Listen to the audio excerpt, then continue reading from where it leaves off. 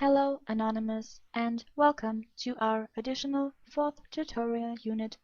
This unit will contain a short summary of information on encoding and an overview on the most used codecs on the web. There are many reasons why this is sometimes necessary, most commonly because your editing tool does not support the video file you want to edit, or you have to reduce your file in size to upload it in a reasonable time frame to the tubes. First, we will teach you how to know and recognize the different containers, codecs, and aspect ratios. Then we will introduce you to the available tools and show you how to successfully encode video files for your needs. First, we will look at the major container types or file formats. MPG. There are two versions, MPG-1 and MPG-2. It is a standardized format. It uses a medium file size and possesses a good compression, which delivers a good quality. Naturally, MPG-2 delivers a better quality than MPG-1. MP4 is also a standardized file format, but delivers a much smaller file size. It also possesses a very good compression and delivers in very good quality. Newer video camera models use this format mostly by default. Only backside of this format is that it requires a lot of CPU power to decode the video and play it. AVI is a Microsoft-developed format and is big in its file size, which is a result from the low compression. The quality it delivers ranges from OK to good.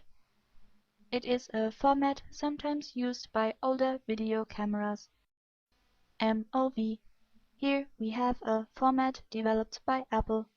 It is similar to MP4 and can hold MPEG-4 encoded information. It is used in the semi-professional field. WMV is another format developed by Microsoft and also has similarities to MP4, but only proprietary. Due to the very good compression, the quality is good while the file size is small. FLV, developed by Adobe, this format requires the Flash player. Nonetheless, it has a good compression, small file size, and has a good quality for Flash animations. For regular film material, the quality ranges from low to OK. RM is a proprietary format developed by Real Networks. It is not a very common format anymore, but the latest version holds similarities to the MP4 format. We shall continue with the most used codecs, but before you might get confused, let me explain to you the difference between file formats and codecs. The file format is the container of the video. It gives the data a certain structure, which the computer can read. The codecs are what encodes the data in a specific way. A computer might be able to read the file format, but might not understand the codec. In such cases, the missing codec would have to be installed. In video editing tools, however, this won't do the trick. We shall show you how to fix that problem later on. When using codecs, go for standards. Use an MP4 implementing codec, which are the most commonly used ones on the web, because the files produced are small and feature a high quality. The only important thing you need to know is, when converting, you must keep the aspect ratio of the original footage in mind. If formatting a 4:3 video into a 16:9 format, the objects on screen grow wider. The other way around, things grow slimmer. Another encoding problem you might come across is when the material is interlaced. This means that to have lower bandwidth, an image is split in two, as shown here. One half image after another is shown. Because this happens so fast, the human eye cannot perceive it and sees fluent movement.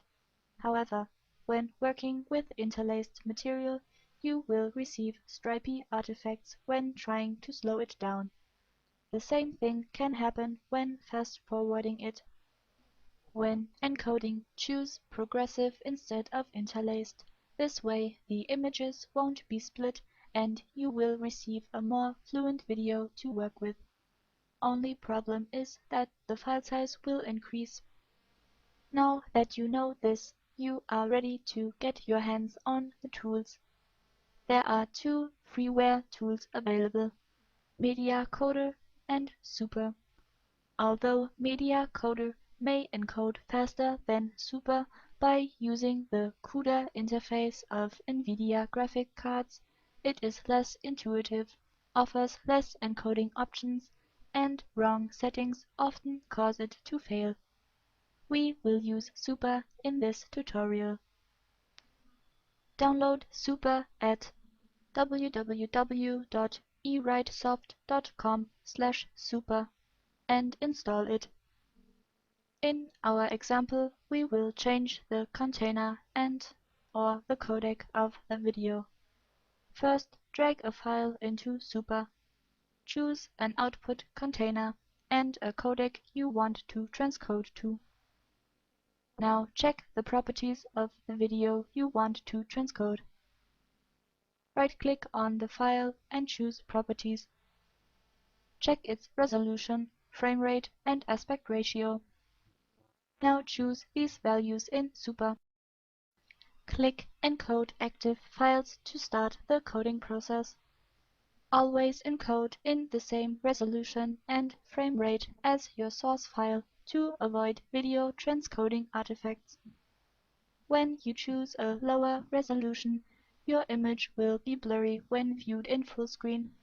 Higher resolution will also make it blurry and add noise to your image. Wrong frame rates will result in missing frames or wrong speed. The wrong aspect ratio will horribly deform your image. Sometimes it might be appropriate to do otherwise and to change resolution and aspect ratio. Reasons may be that your file is too big in the current resolution to upload it, or you have files from different sources that you want to transcode to the same resolution and aspect ratio to bring them together in your video project. Think about the following. If you change resolution, do it according to the aspect ratio from a standard resolution. If you change the aspect ratio, your material will be cut to size or a letterbox will appear. If you changed both, remember that people in footage converted from 4:3 to 16:9 will look small and fat, and long and thin the other way around. Finally, as anonymous, you might be working in a team of people from different countries with different operating systems and tools. It is crucial for the success of your mission that you use independent standards as much as possible. WMV files might not be editable or even play on Linux or Mac-based systems. Apple standards might not be applicable outside the Mac world. Using MP4 as your container and MPEG-4 as codec is a good choice from this point of view. It is the most common codec on the web at the moment, and besides its highly compressed files and good image quality, it is supported by most of the editing environments. We are now ready to commence the distribution of your file properly.